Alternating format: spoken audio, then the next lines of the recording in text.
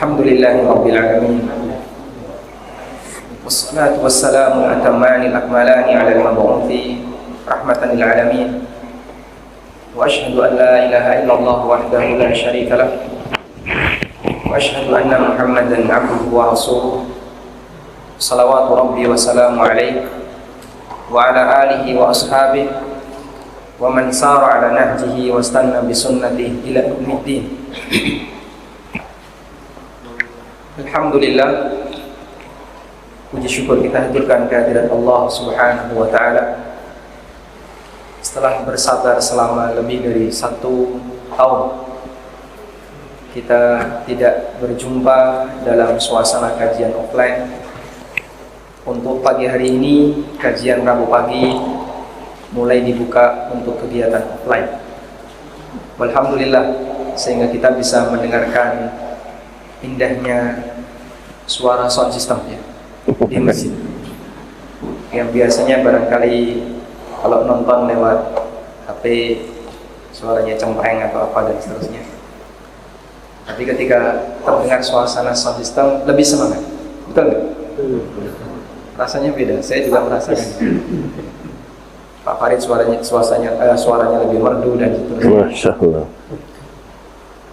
Dan insya Allah kita akan melanjutkan materi sehingga tidak ada perubahan tema. Kita akan berbicara tentang syarat diterimanya amal.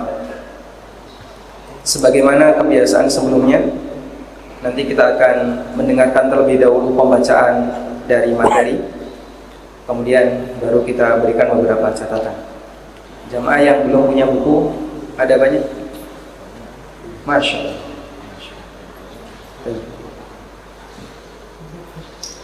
Kemarin kita sediakan berapa? 500. Iya. Berarti salah cetak semua. 500 itu yang mengambil selain jam arwah. Iya. Karena yang sebelumnya kita sudah sediakan buku ini 500 eksemplar ya. Oh ya, udah habis. Dan dibeli secara online. Kelihatannya yang banyak mengambil selain jam arwah. Karena jam arwah pagi nunggu kapan kajian dimulai. Padahal sebenarnya nggak libur itu. Ayo, kita baca terlebih dahulu. Bagi Bapak Ibu yang membawa bukunya atau sudah dibagikan yang PDF? PDF nanti bisa dibagikan. Silakan dibuka di halaman 31. Kita akan mendengarkan pembacaan dulu kepada akhuna Mas Ahmad wa ilaihi falyatafadhal mashkur. Bismillah, wassalatu wassalamu ala rasulillah. Wa ba'du. Amalan apapun itu tidak akan diterima kecuali dengan 2 syarat. Ketahuilah wahai saudara muslimku, semoga Allah memberikan hidayah kepadaku dan kepadamu agar berpegang teguh terhadap kitab dan sunnah, bahwasanya Allah tidak akan menerima amalan apapun, entah siapapun dia, kecuali jika terpenuhi padanya 2 syarat yang fundamental, yaitu sebagai berikut. Yang pertama, amalan tersebut ikhlas, ditujukan hanya kepada Allah, maka seseorang itu tidak mengharap selain wajah Allah. Allah berfirman, "Inna anzalna ilaikal kitaba bil haqqi fa'budillaha mukhlishal lahuddin ala lillahid dinul khalis." Sesungguhnya kami menurunkan kitab Al-Quran kepadamu Muhammad dengan membawa kebenaran, maka sembahlah Allah dengan tulus ikhlas beragama kepadanya. Ingatlah, hanya milik Allah agama yang murni dari syirik. Quran surat Az-Zumar ayat 2-3. Qul inni umirtu an a'budallaha mukhlishal lahuddin. Katakanlah, sesungguhnya aku diperintahkan agar menyembah Allah dengan penuh ketaatan kepadanya dalam menjalankan agama. Quran surat Az-Zumar ayat 11. Qulillaha a'budu mukhlishal lahuddini. Katakanlah, hanya Allah yang aku sembah dengan penuh ketaatan kepadanya dalam menjalankan agamaku. Quran surat Az-Zumar ayat 14. Inilah makna kalimat asyhadu alla ilaha illallah. Kita berikan contoh dulu ya. Syarat diterimanya amal. Ada 2 hal yang perlu kita bedakan. Pertama, syarat diterima amal yang kedua pembatal amal. Ini dua hal yang berbeda. Ada orang yang memenuhi persyaratan diterima amal, sehingga amalnya berhak untuk mendapatkan pahala. Namun di lain kesempatan dia melakukan pembatal amal, sehingga menyebabkan pahala dari amal yang sudah pernah dia lakukan menjadi hilang. Dan yang sekarang sedang kita bahas adalah syarat diterimanya amal, bukan pembahasan tentang pembatal amal. Mafhum insyaallah ya? Baik. Ketika amal itu diterima, maka konsekuensinya satu, menggugurkan tuntutan. Menggugurkan tuntutan. Yang dimaksud menggugurkan tuntutan adalah dia telah dianggap mengerjakan perintah, baik yang bersifat wajib maupun yang bersifat sunnah. Karena tuntutan agama itu ada dua. Yang pertama adalah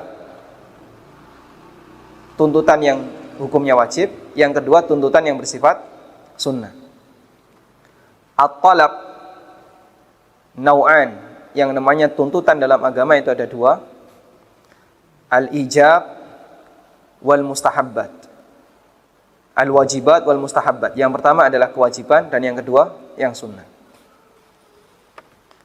Sehingga sebaliknya, kalau amal itu tidak diterima, berarti tidak menghilangkan tuntutan. Maka sang hamba masih punya taklif, punya tugas untuk melaksanakannya. Kalau itu bersifat wajib, jika dia tinggalkan dosa. Kalau itu bersifat sunnah, berarti dia belum disebut telah mengamalkan bagian yang sunnah. Ada orang salat ba'diyah zuhur, lalu dipanggil oleh suaminya, kemudian dia batalkan. Boleh nggak membatalkan seperti ini? Boleh atau tidak? Boleh. Kenapa? Amal sunnah. Kemudian karena dia sudah disibukkan dengan pekerjaan rumah tangga, maka sang ibu ini sampai asar belum melakukan ba'diyah zuhur. Apakah dia telah mendapatkan keutamaan ba'diyah zuhur? Belum. Karena tuntutan dia untuk melakukan ba'diyah zuhur masih berlaku sebelum dia amalkan. Karena amalnya tadi batal. Kemudian konsekuensi yang kedua, ketika amal seorang hamba itu diterima oleh Allah adalah berhak dapat pahala. Anda kasih garis bawah, berhak dapat pahala. Kalimat berhak tidak menunjukkan kepastian. Saya tidak mengatakan pasti dapat pahala, tapi yang saya katakan berhak dapat pahala. Sama atau beda?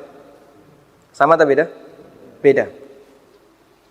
Karena bisa jadi ada orang yang berhak dapat pahala, tapi nggak dikasih oleh Allah, sesuai dengan apa yang Allah kehendaki, dan Allah Maha tahu kapan seorang hamba dikasih pahala dan kapan tidak dikasih pahala. Maka ketika seorang hamba dia berhasil melakukan amal dan amalnya amal yang makbul, pertama berarti tuntutannya telah gugur darinya, dan yang kedua dia berhak untuk mendapatkan pahala.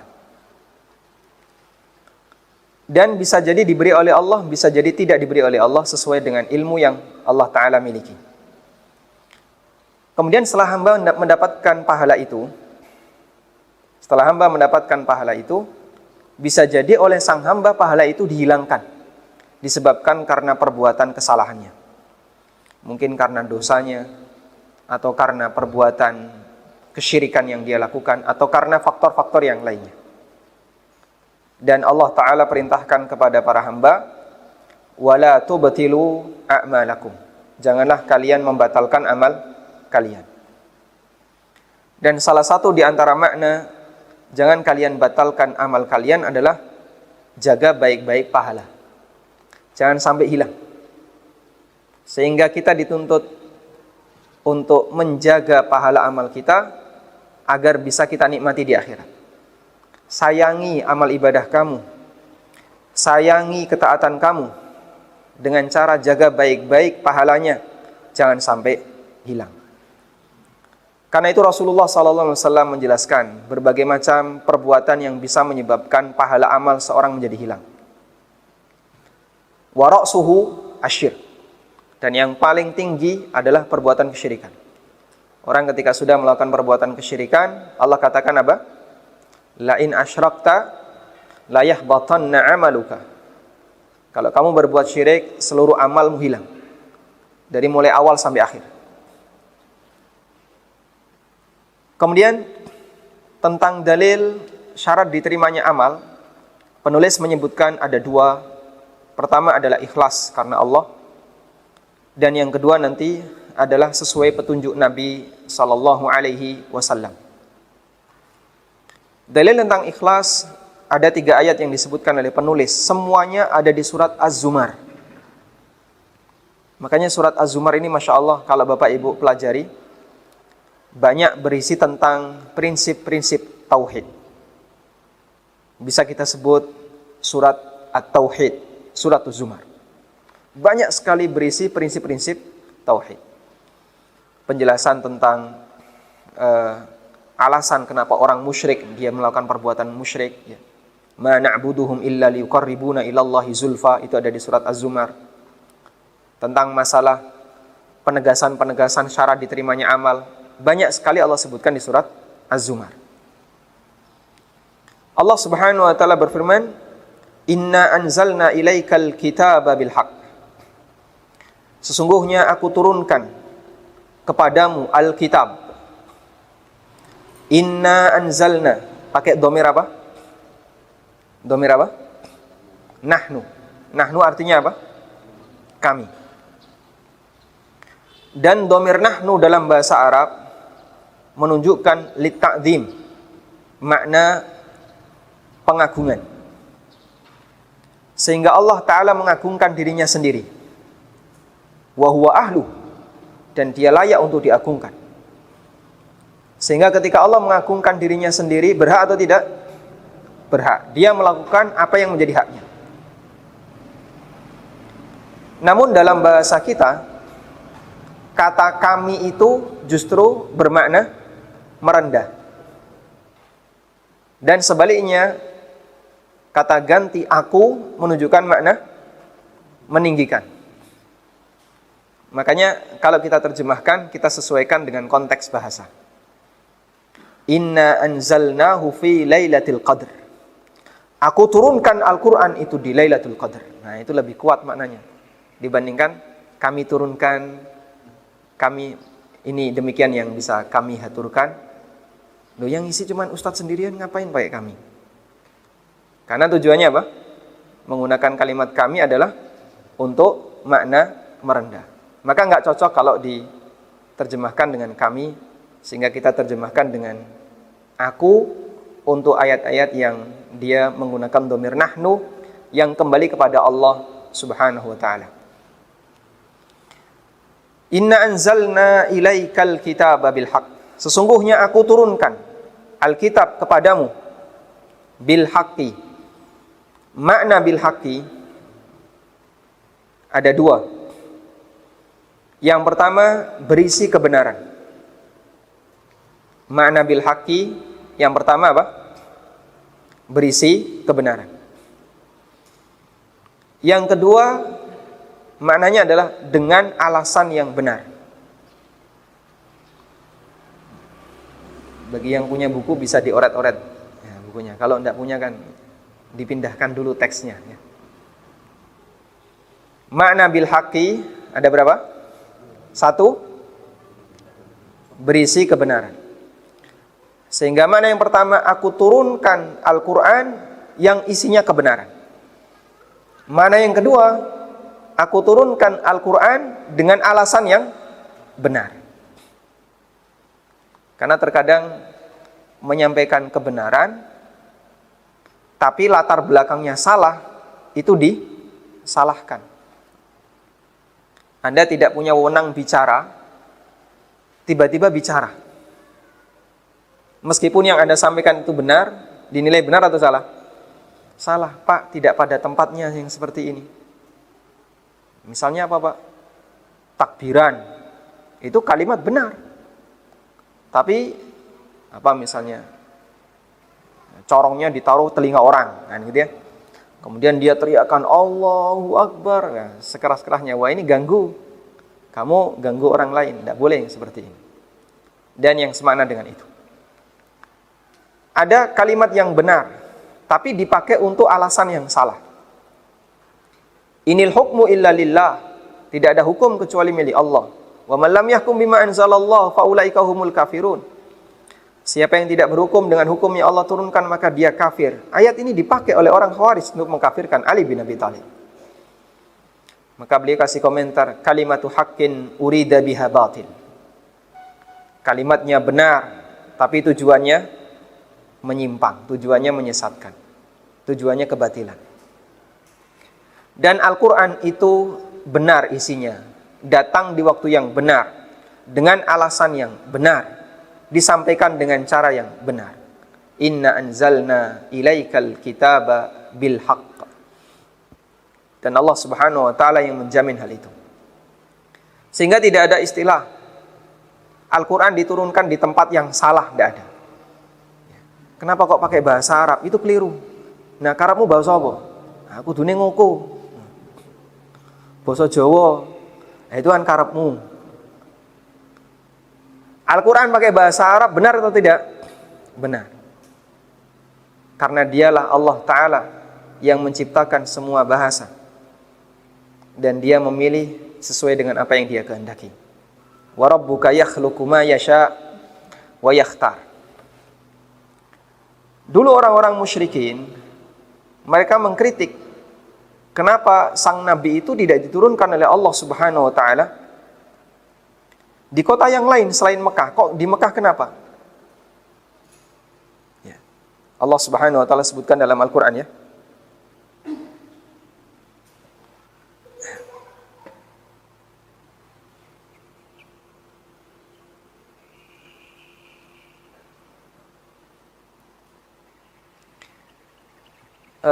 Jadi mereka mengatakan kenapa Al-Quran itu wa qalu laula nuzzila hadzal Qur'anu ala rajulin minal qaryataini azim. Mereka mengatakan andaikan Quran itu diturunkan kepada orang yang berasal dari dua kota yang besar selain Mekah.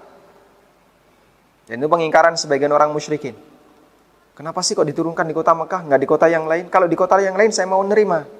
Kalau di Mekah saya nggak mau nerima. Itu alasannya saja, ya. Padahal kan sebenarnya mau diturunkan dimanapun, selama itu Quran saya tolak. Sehingga ada orang yang berkomentar, wa qalu laula nuzila hadzal Qur'an ala rajulin minal qaryataini adim. Ada di surat Az-Zukhruf ayat 31. Coba kita lihat surat Az-Zukhruf, silakan dibuka mushafnya. Yang kayak gini bisa sambil buka-buka mushaf, ya. Cuman ini nggak bisa tampil, ya. Di surat Az-Zukhruf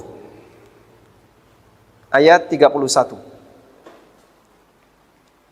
Orang-orang musyrikin Quraisy mereka mengatakan, "In kana hadzal Qur'anu min indillahi haqqan, fa halla nuzila ala rajulin adim min ihdahatainil qaryataini Makkah au Taif." Dulu ada dua kota yang besar yang ramai, Mekah dan Taif. Kalau memang Quran itu benar datang dari Allah, kenapa tidak diturunkan kepada orang yang mulia di antara dua kota ini? Kalau nggak Mekah ya Taif. Dan Nabi SAW menurut mereka tidak masuk kriteria. Menurut mereka Nabi SAW tidak masuk kriteria. Sehingga dua kota yang besar itu adalah Mekah dan Taif. Dan yang mereka maksud, kenapa kok tidak diturunkan kepada Al-Walid bin Mughirah atau kepada Urwah bin Mas'ud Ats-Tsaqafi? Al-Walid bin Mughirah pemimpin Mekah, Urwah bin Mas'ud Ats-Tsaqafi pemimpin Taif. Andaikan Quran itu yang menerima Al-Walid bin Mughirah atau Urwah bin Mas'ud Ats-Tsaqafi, saya mau nompo, Pak, saya mau nerima. Itu alasan orang musyrikin. Padahal andaikan yang dijadikan nabi siapapun di antara orang Quraisy, selama itu datang dari Allah dan itu isinya kebenaran bertentangan dengan tradisi dan budayanya, pasti mereka akan menolak. Kenapa kok mereka begitu senang dengan Al-Walid bin Mughirah dan Urwah bin Mas'ud Ats-Tsaqafi? Karena Al-Walid bin Mughirah ini digelari sebagai orang yang paling cerdas di kota Mekah. Dan ketika Khalid bin Walid masuk Islam, beliau masuk Islam ketika Fathu Mekah, ada orang yang mengkritik Khalid bin Walid. Kamu ini hebat, pemuda yang cerdas, pinter, tapi kok goblok. Kenapa? Bertahun-tahun kamu bertahan dalam kesyirikan. Kayak gitu kok disembah. Apa alasan Khalid bin Walid? Fina rijalun ara'uhum kal jibal. Di tengah kami itu ada banyak profesor. Menurut Khalid bin Walid, ketika dia masih kafir. Di tengah kami itu ada banyak orang yang pemikiran mereka itu seperti gunung. Mereka itu profesor-profesor kami, guru-guru besar kami, para ahli dalam bidang pemikiran. Sehingga itulah yang menjadi penyebab terbesar kenapa ada orang-orang cerdas yang dia tidak mau masuk Islam. Karena sungkan dengan tokoh-tokohnya yang dianggap punya pemikiran dan logika yang luas.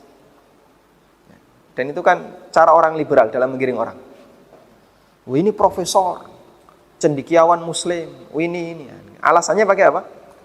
Pakai gelar profesor. Kok bisa salah? Itu tidak mungkin. Mungkin masa silam ya, ketika tahun 90-an, kemudian awal-awal 2000, status dosen itu masih sangat dihargai. Dalam arti ketika dia bicara dalam masalah agama, sekalipun di luar disiplin ilmunya, orang mantuk-mantuk. Kenapa? Dosen dia. Belakangan kan itu berkurang. Sehingga sekarang orang melihatnya dari latar belakang disiplin ilmunya. Apa yang menjadi perhatian dia dalam belajar. Sehingga masyarakat sudah semakin sadar. Makanya dulu kalau misalnya ada orang yang nggak lulus kuliah atau dia lulusan pondok, bicara masalah agama dibandingkan seorang dosen yang bicara masalah agama, meskipun yang satu tidak linear, yang satu linear, tetap dia akan terima yang bergelar doktor atau profesor. Orang lebih melihat gelarnya. Belakangan, alhamdulillah, masyarakat, terutama yang berada di kota, tetap memperhatikan latar belakang apa yang menjadi ilmu, disiplin ilmu yang dia pelajari. Baik. Sehingga dulu mereka itu menganggap Quran itu turun nggak tepat. Diberikan kepada Muhammad itu keliru, harusnya kepada ini. Dan hal yang sama juga diikuti oleh orang Syiah. Kenapa Quran diturunkan kepada Nabi Muhammad, bukan kepada Ali? Sehingga mereka mengingkari ketika Quran diturunkan kepada Nabi Muhammad sallallahu alaihi wasallam. Nah, sama halnya dengan praktek orang sekarang yang mereka ingin memberikan pendangkalan keyakinan kepada kaum muslimin agar tidak terlalu memberatkan diri terhadap posisi Quran sebagai bahasa Arab, sehingga gimana caranya agar kaum muslimin itu tidak terlalu bangga dengan bahasa Arab, tidak mau belajar bahasa Arab, jangan ke Arab-Araban, kita ini Nusantara, dan seterusnya. Fa'budillaha mukhlishan lahuddin, maka sembahlah Allah mukhlisan, dengan mengikhlaskan, lahu untuknya, ad-din. Ad-din maknanya adalah al-amal. Ad-din maknanya al-amal. Kata ad-din memiliki dua makna. Dalam ayat ini ad-din maknanya apa? Amal.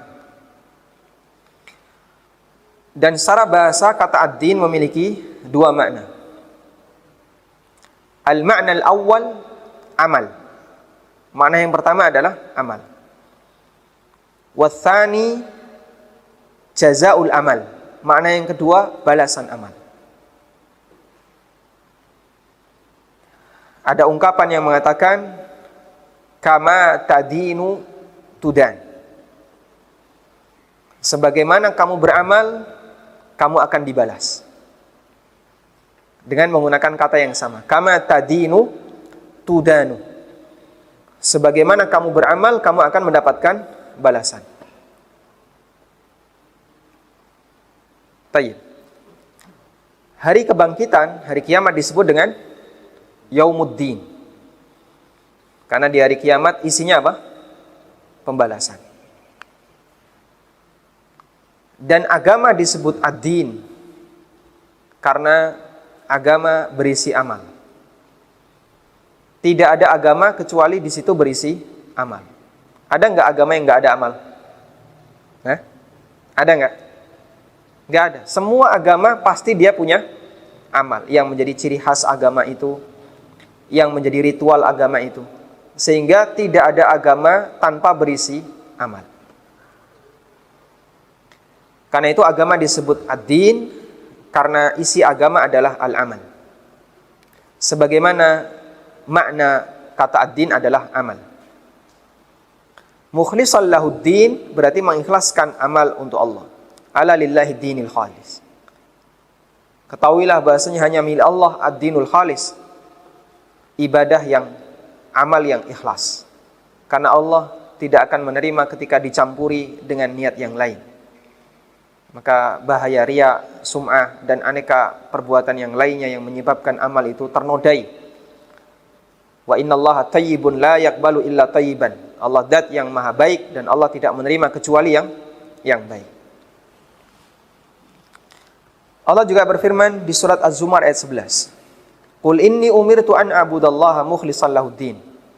Katakanlah aku diperintahkan untuk beribadah kepada Allah, mengikhlaskan agama hanya untuknya. Mengikhlaskan amal hanya untuknya. Jika Nabi diperintahkan demikian, maka umatnya juga diperintahkan yang sama. Karena perintah untuk Nabi sama dengan perintah untuk umatnya, kecuali yang dikhususkan untuk beliau. Wa innallaha amaral mu'minin kama amara bihil mursalin. Sesungguhnya Allah perintahkan orang mukmin sebagaimana Allah perintahkan para rasul. Allah juga berfirman, "Qulillaha a'budu mukhlishan lahu dini." Katakanlah hanya kepada Allah aku beribadah. Mukhlishan dengan mengikhlaskan untuknya dini amalku. Insyaallah cukup jelas. Walhamdulillah. Selanjutnya kita beralih ke persyaratan yang kedua.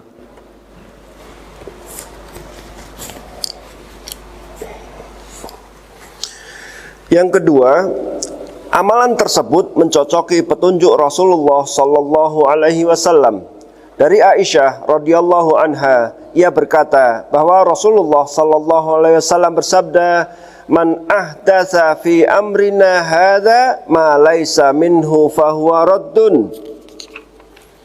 Barang siapa membuat suatu perkara baru dalam agama kami ini yang tidak ada asalnya, maka perkara tersebut tertolak. Diriwayatkan oleh Imam Bukhari di dalam kitab As-Sulh. Dalam riwayat Muslim di kitab Aqdiyah dan Aqdiyah jilid 3 nomor 1343 dan jilid 3 di nomor 1344 disebutkan, "Man amila amalan laisa alaihi amruna fahuwa raddun." Barang siapa melakukan suatu amalan yang bukan ajaran kami, maka amalan tersebut tertolak. Inilah makna kalimat asyhadu anna Muhammadan Rasulullah. Syarat yang kedua adalah mutaba'atul Rasul. Mengikuti Rasul. Dan penulis membawakan dalil tapi semuanya dari hadis. Syarat yang pertama ikhlas, penulis membawakan dalil dari Al-Quran saja. Syarat yang kedua penulis membawakan dalil dari hadis saja. Jika kita lengkapi, sebenarnya kita bisa hadirkan dalil dari Al-Quran dan hadis untuk kedua syarat ini. Dalil syarat yang pertama bahwa amal yang diterima oleh Allah hanyalah amal yang ikhlas. Dalil yang disebutkan oleh penulis surat Az-Zumar. Sebutkan dalil dari hadis. Sebutkan dalil dari hadis. Innamal a'malu binniyat wa innama likulli imri'in ma nawa. Faman kanat hijratuhu ila Allahi war Rasul fa hijratuhu ila Allahi wa rasulihi. Faman kanat hijratuhu ila Allahi wa rasulihi fa hijratuhu ila Allahi wa rasulihi. Sampai akhir hadis. Kemudian syarat yang kedua mengikuti petunjuk Nabi sallallahu alaihi wasallam. Dalil dari hadis telah disebutkan oleh penulis. Sebutkan dalil dari Al-Qur'an. Qul in kuntum tuhibbunallaha fattabi'uni yuhibbukumullah wa yaghfir lakum dzunubakum wa may yuti'ir rasula faqad ata'a Allah, dan seterusnya. Sudah? Ini bisa kita tambahkan agar dalilnya lebih lengkap. Karena ketika kita menyampaikan sebuah dalil, yang lengkap adalah ketika digabungkan antara Al-Quran dengan Sunnah, agar semakin nampak kesesuaian antara Al-Quran dengan Sunnah Nabi SAW. Dan ini bukan dalam rangka mengkritik penulis ya, bukan. Tapi dalam rangka untuk menambahkan catatan. Karena kalau mengkritik nanti konsekuensinya beda.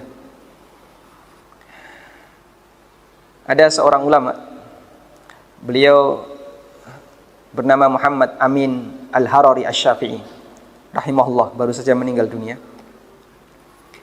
Beliau mengkritik Alfiyah Ibnu Malik. Dikritik. Ini secara bahasa keliru.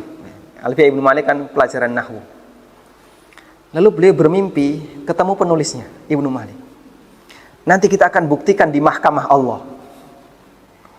Takut beliau.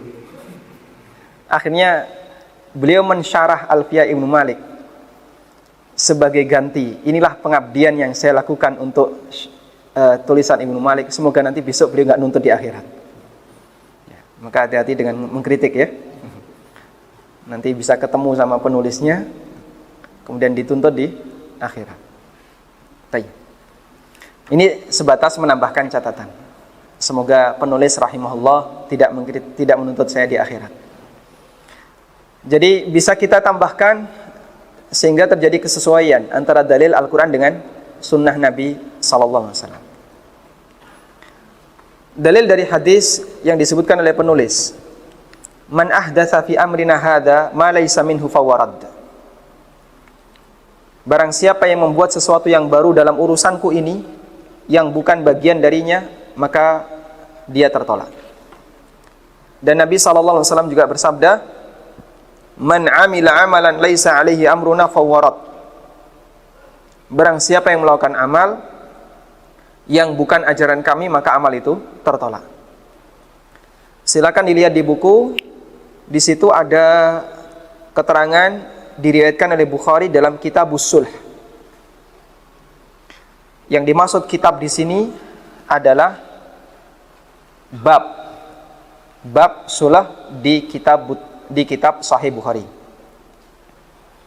Juga diriwayatkan oleh Muslim dalam kitab Al-Aqdiyah. Yang dimaksud di sini adalah bab Al-Aqdiyah di kitab Sahih Muslim. Sehingga kitab di sini maknanya apa? Kitab di sini maknanya apa? Bab. Nah. Kemudian hadis yang pertama dari Aisyah radhiyallahu anha. Man ahdatsa fi amrina hadza ma laysa minhu fawarad. Ini menjelaskan tentang 3 unsur bid'ah. 3 unsur bid'ah. Dulu sudah pernah kita bahas ya. Waktu di Al-Huda. Silakan dibuka catatannya. Sebutkan 3 unsur bid'ah. 1.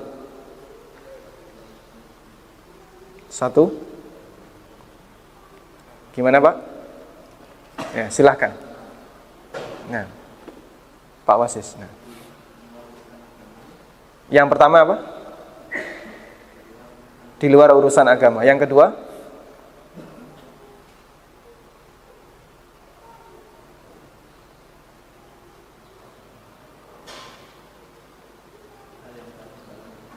Hal yang baru dalam urusan agama. Yang kedua? Atau ini yang kedua ya? Yang ketiga? Tidak diperintahkan Nabi sallallahu alaihi wasallam. Di luar urusan agama, hal yang baru dalam agama tidak diperintahkan Nabi sallallahu alaihi wasallam. Salah atau benar, Pak? Salah. Disalahkan, Pak. Nah, nanti kita buktikan di akhirat ini. Enggak tahu. Salah atau benar, Pak? menyerupai urusan agama. Dari lafaz mana Anda bisa nyimpulkan itu? Ada nggak kalimat menyerupai? Belakangnya. 3 unsur bid'ah dari hadis ini. Wayalihi, belakangnya. Tidak. Sebelahnya. Sebelah kanan. Oh, nyuruh sebelah kanannya. 1, sesuatu yang baru, al-ihdath. Dari lafaz man ahdatha. Yang kedua, dalam urusan agama, fi amrina hadza.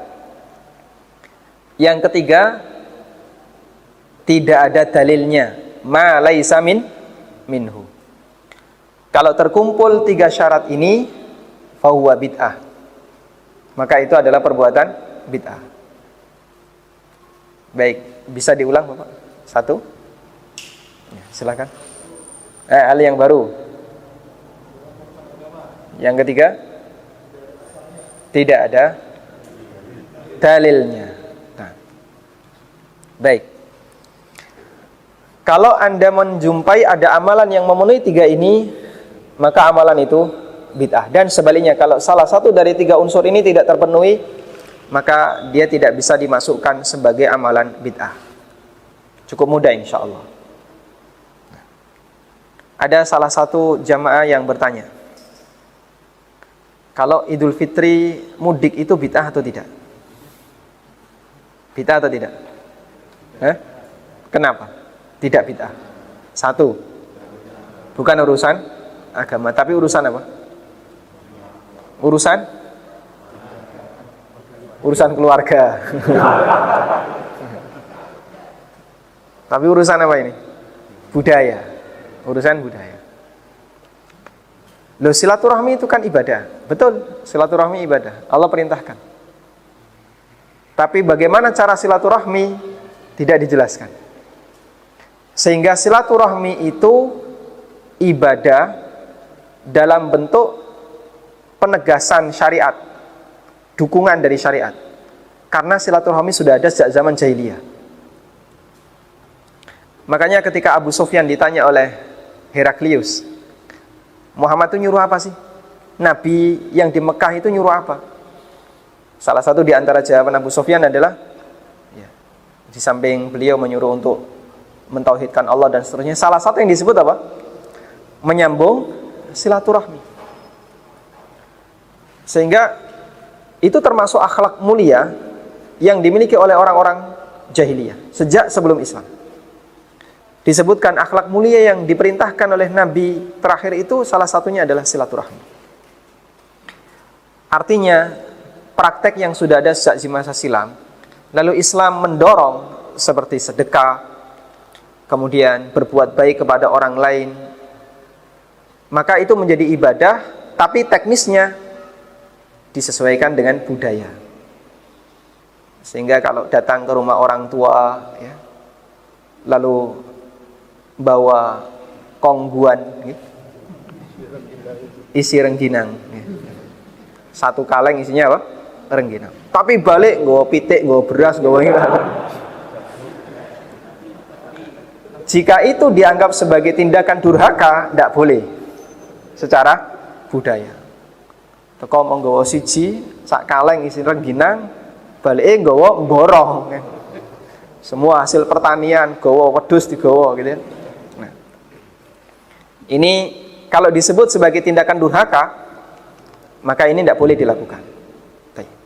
Dan antara satu tempat dengan tempat yang lain berbeda-beda, tergantung dari budaya yang berlaku.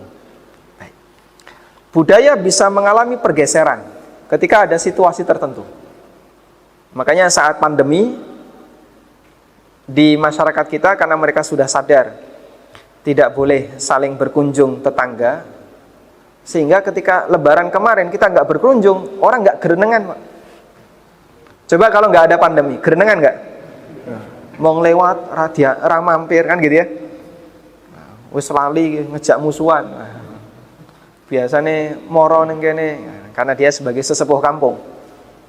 Sekarang orang nggak datang, semuanya sudah menyadari.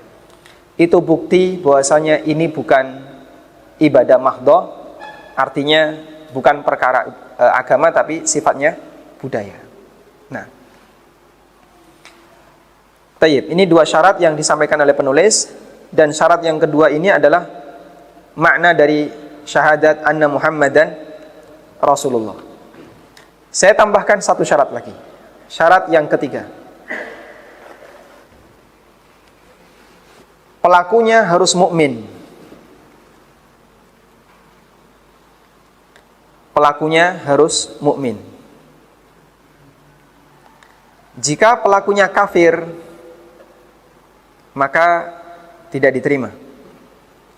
Dalilnya firman Allah Ta'ala surat At-Taubah ayat 54.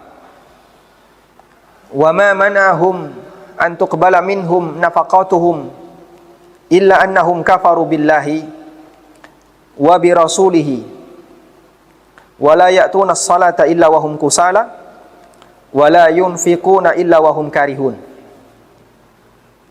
Surat At-Taubah ayat berapa tadi? Insyaallah. Wa ma mana'ahum an tuqbala minhum nafaqatuhum. Tidak ada yang menghalangi nafkah mereka ditolak oleh Allah, tidak diterima oleh Allah, selain karena illa annahum kafaru billahi wa birasulihi, selain karena mereka kufur kepada Allah dan Rasulnya.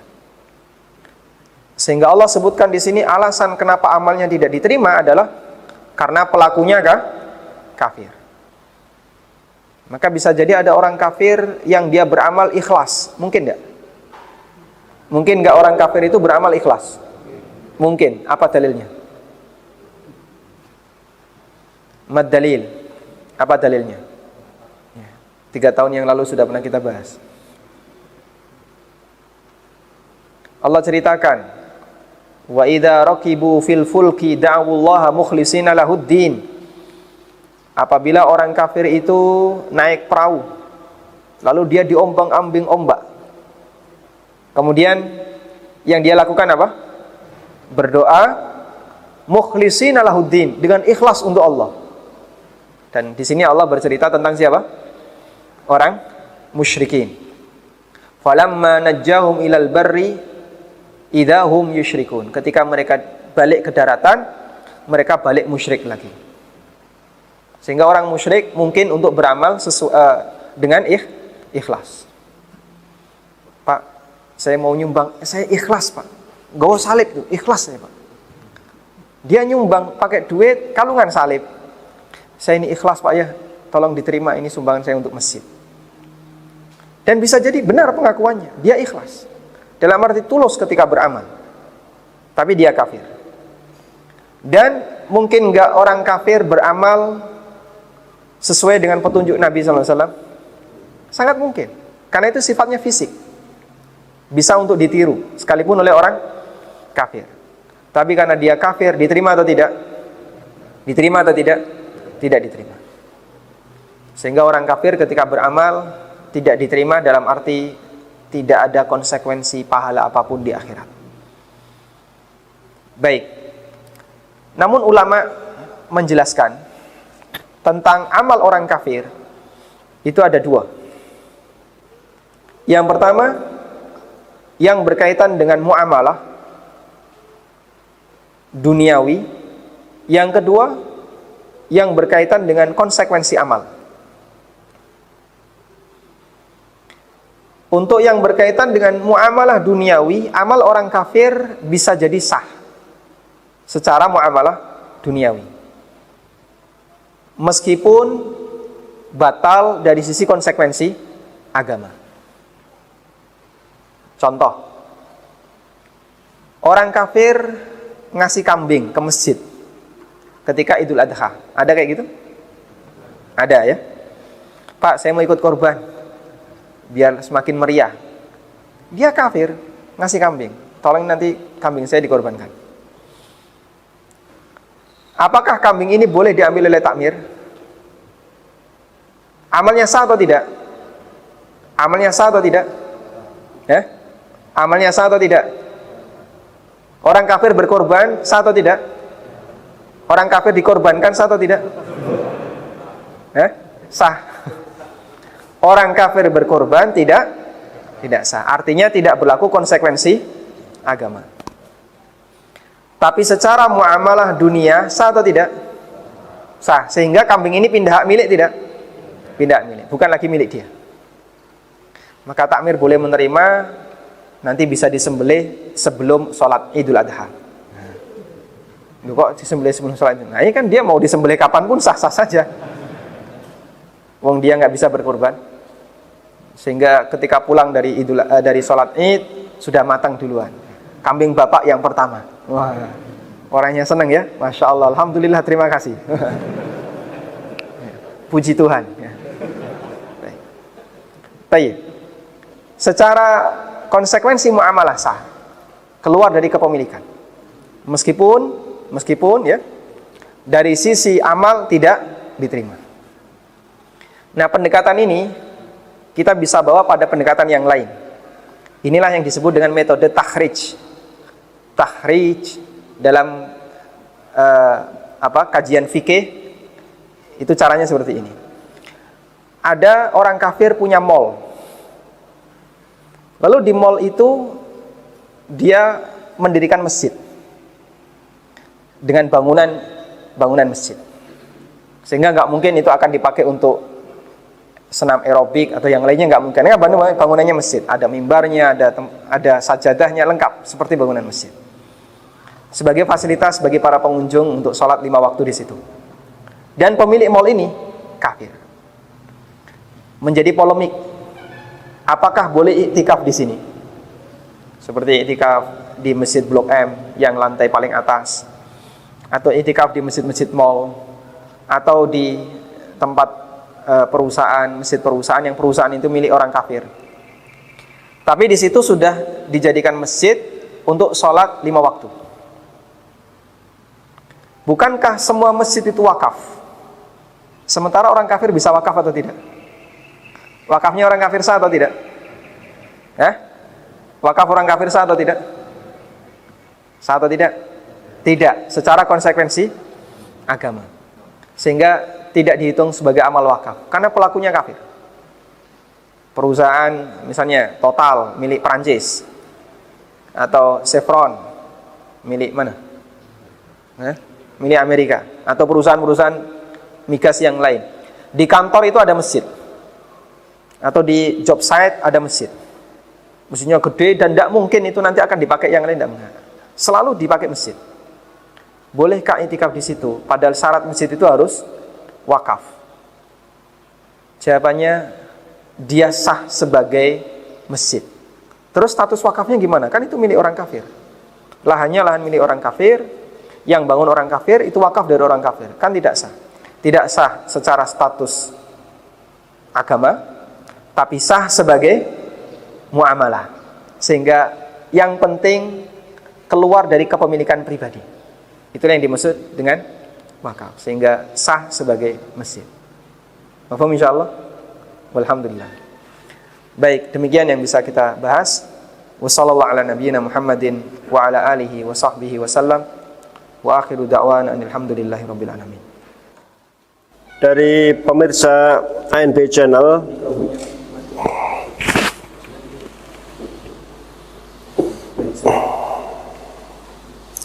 yang pertama, apakah diterima sembelihan yang ketika menyembelih lupa mengucapkan basmalah di awal, kemudian baru membaca di tengah-tengah karena baru ingat? Apakah diterima sembelihan ketika menyembelih lupa baca bismillah di awal dan baru ingat ketika di tengah menyembelih?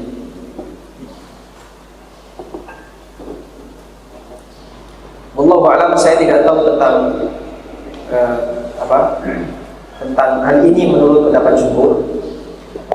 Namun kalau saya gunakan pendekatan Syafi'iyah, dalam mazhab Syafi'iyah membaca basmalah ketika menyembelih itu bukan rukun, bukan syarat penyembelihan. Sehingga ketika orang menyembelih dan dia lupa baca basmalah, dalam mazhab Syafi'iyah sembelihnya terhitung sah. Dalam mazhab Syafi'iyah, saya bicara mazhab Syafi'iyah. Kalau jumhur mengatakan batal. Nah, untuk pendapat jumhur, jika ada kasus tadi, sebelum menyembelih dia lupa, baru teringat di tengah menyembelih, apakah itu bisa teranggap ataukah tidak? Wallahu a'lam, saya tidak tahu. Semoga nanti bisa kami pelajari untuk bisa kita ketahui jawabannya dari fatwa para ulama.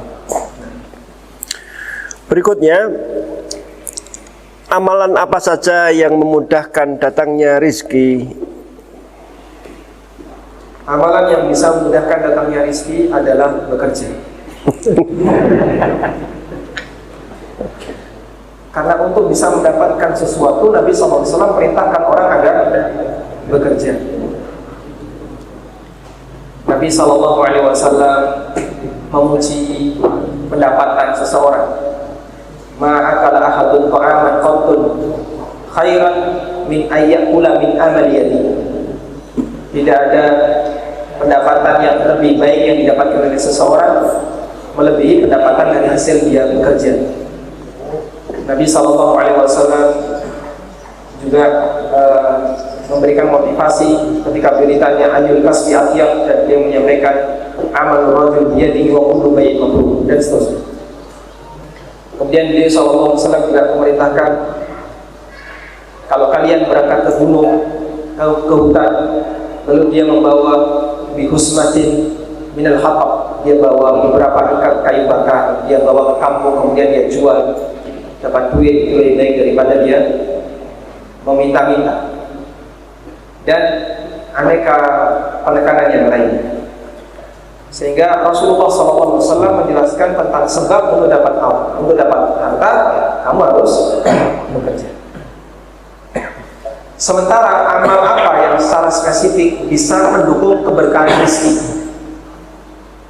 Secara spesifik ada beberapa amal di mana Nabi SAW menekankan itu untuk mendukung keberkahan rezeki. Di antaranya adalah silaturahmi.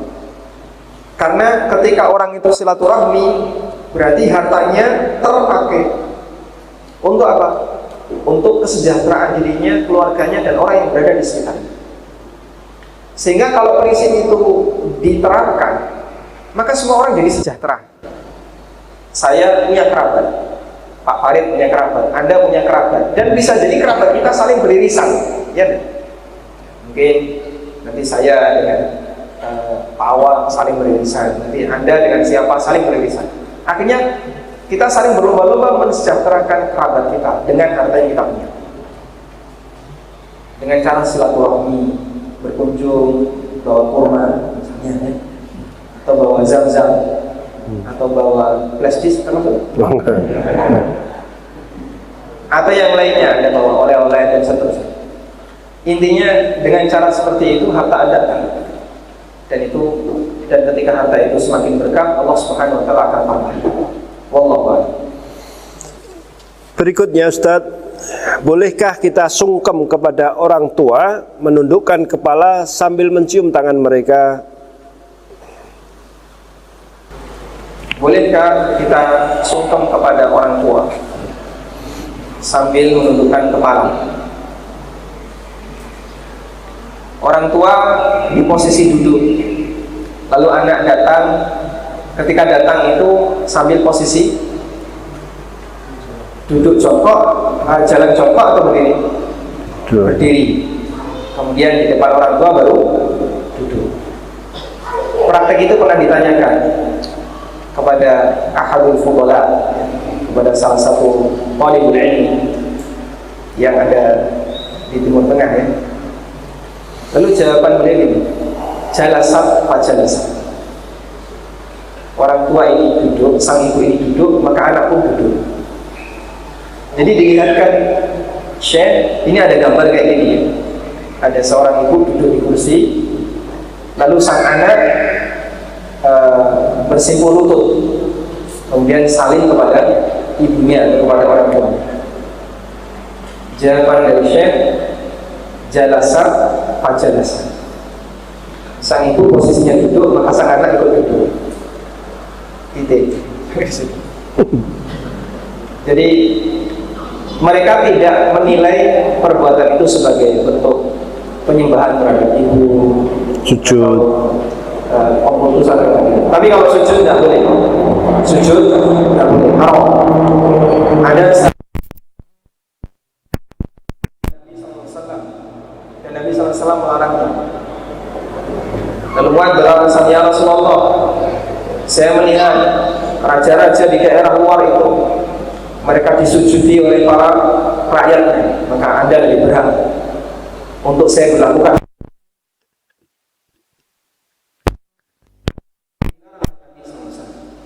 Lau kuntu amiran ayyas juga ahadan amar an bisa ayyas juga ila ba'diha. Jadi kan saya boleh memerintahkan orang untuk sujud kepada orang lain, bisa akan aku perintahkan siapa? Istri untuk sujud kepada suami. Tapi kalau nggak sampai sujud, insya Allah tidak bisa. Wallahu. Yang terakhir Ustaz, bolehkah kita bersolawat ketika khatib Jumat membaca salawat atau mengucapkan menyebut nama Nabi SAW? Sallallahu alaihi wasallam. Bolehkah kita bersolawat ketika khatib menyebut nama Nabi Sallallahu alaihi wasallam? Sebagaimana bolehkah kita mengucapkan amin ketika khatib berdoa pada saat khutbah Jumat? Ulama beda pendapat dan jumhur membolehkan, tapi dengan syarat suaranya pelan. Karena ketika kita bersuara pelan, maka kita tetap dihitung sebagai orang yang diam. Dan di saat yang sama kita merespon apa yang disampaikan oleh sang khatib. Dan ucapan dalam rangka respon terhadap apa yang diucapkan oleh khatib itu tidak menggugurkan pahala Jumatan. Sehingga wallahu a'lam, pendapat jumhur dalam hal ini membolehkan, meskipun yang ma'ruf di masyarakat kita kadang masih ketakutan ya, mau baca amin kok kayaknya waktu, sehingga dia nggak biasa dengan itu, akhirnya dia. Namun kalau Anda memilih pendapat jumhur, mengaminkan doa khatib, membaca salawat ketika khatib menyebut nama Nabi SAW, hukumnya diperbolehkan, tapi dengan syarat dengan suara pelan atau bahkan tidak bersuara kalau cuma umi-umi saja. Wallahu a'lam. Sallallahu ala nabiyyina Muhammadin wa ala alihi wa sahbihi wa sallam. Wa akhiru da'wana alhamdulillahi rabbil alamin. Subhanakallahumma wa bihamdika asyhadu an la ilaha illa anta astaghfiruka wa atubu ilaik. Wassalamu alaikum warahmatullahi wabarakatuh.